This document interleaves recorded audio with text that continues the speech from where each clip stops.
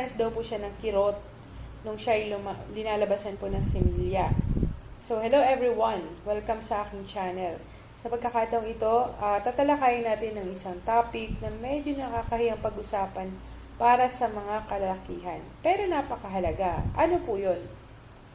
Yun po yung kirot tuwing lumalabas ang similya. Minsan nakaranas na po ba kayo nito? Napakahalaga na maintindihan natin bakit ito nangyayari. And ano po yung dapat nating gawin, mga sir.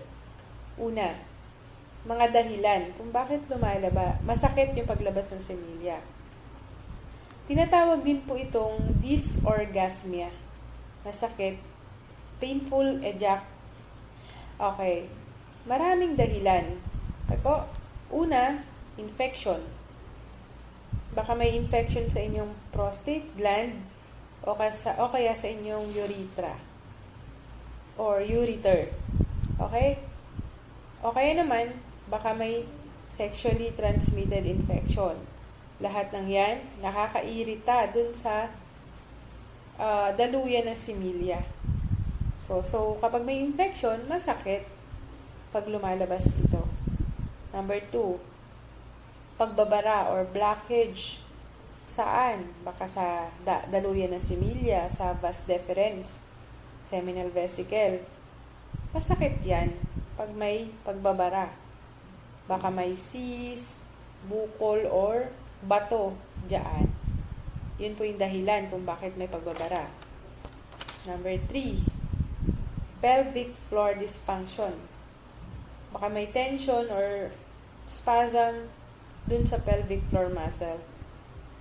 Okay, minsan nangyayari ito kapag merong stress, may sobrang pag-aalala, o kaya hindi maganda yung posture ng isang lalaki. Number 4, nerve damage. Okay, may na-damage po yung mga ugat, yung mga nerves. Nerves po ay responsible sa mga mga feelings or yung mga nararamdaman natin na pain. So, pag may nerve damage, baka may diabetes, multiple sclerosis, baka na-damage yung nerves dahil sa surgery. So, lahat ng yan, pag may nerve damage, masakit tuwing kayo po ay naglalabas sa similya. Number 5, psychological factors.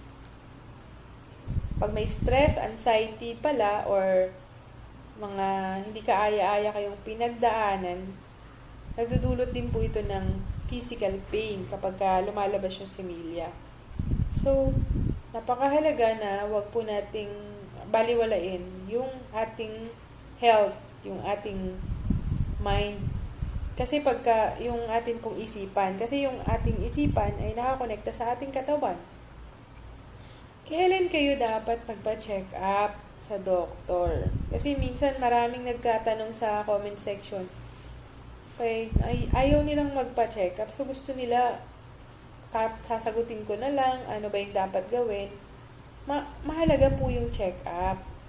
So, kung may kirot kayo tuwing linalabasan kayo ng similya, lalo na kung ito ay paulit-ulit at napakasakit na. Okay. Tapos, ito pa, yung mga signs na sasabihin ko, may dugo sa similya, tapos yung kirot, sobrang lumalala, may lagnat, may panginginig na, ibig sabihin may infection na, tapos nahihirapan kayo umihi, mahapde, or hindi kayo makaihi. Yang mga sinabi ko na yan, senyalis na dapat kayo nang pumunta sa doktor. Huwag na kayo magpatumpik-tumpik. Hanapin nyo yung mga general physicians, and silang bahala kung kailangan nila kayong i-refer sa mga urologist. Tandaan po ninyo na early prevention is better than cure. Dapat maaga, huwag nyo patagalin. Huwag nyo nang patagalin pa bago kayo pumunta sa doktor. Napakahalaga yung early detection para maiwasan ang serious complication, mga ka-listeners. Dito naman po tayo sa treatment. Ano yung mga lunas at paano ito maiwasan? Patandaan po natin na ang masakit na paglabas sa similya ay nagagamot. Okay po?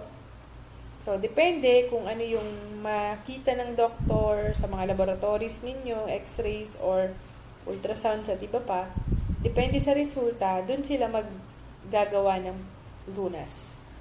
Baka pwede kayong, kung infection po yan, bibigyan nila kayo ng antibiotics.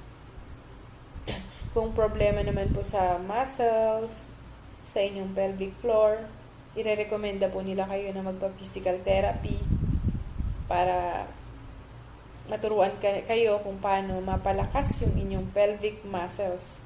Iwasan yung pain. And next is advice nila kayo ng pagbabago ng lifestyle.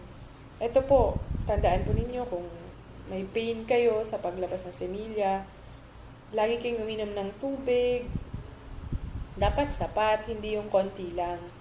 Siyempre, iwasan po ninyo yung mga kape, alak, at yung mga soda, yung mga soft drinks. At gawin ninyo, i-practice niyo stress management. Ito po, huwag kayong masyadong nai-stress, deep breathing, meditation, and ano pa ba, yung i-manage nyo yung bawat araw ninyo para hindi kayo magka-cramming.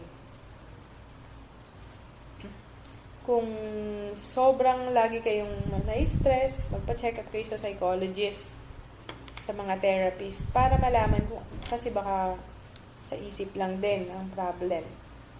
Opo, huwag ninyong baliwalain yan mga ka-listeners, okay mga sir.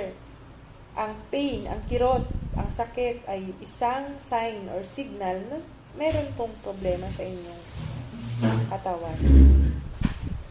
So, kailangan ma-address po yan para maiwasan ang complication.